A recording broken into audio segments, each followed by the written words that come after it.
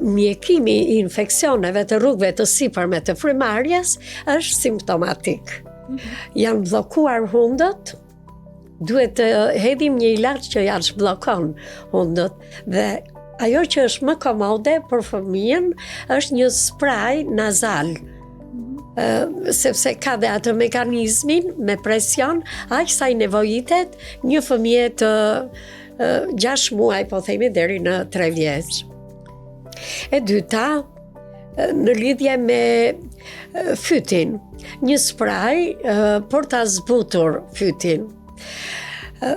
Duhet kemi parasysh shenjat, në qoftë se shenjat janë të ashpra, do me thënë frymarrja me zhurmë, me stridor, janë 2 shenja që kërkojnë me njëherë ndihmë mjekësore.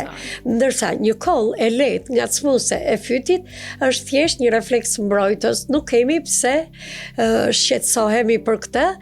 Vëra Vojtafine, hidhi sprajtin në hund, sepse ai rrjedh nga pas dhe i zbut fytin, një fëmijë 0-1 vjeç që nuk mund t'i përdorim shirupe kolle.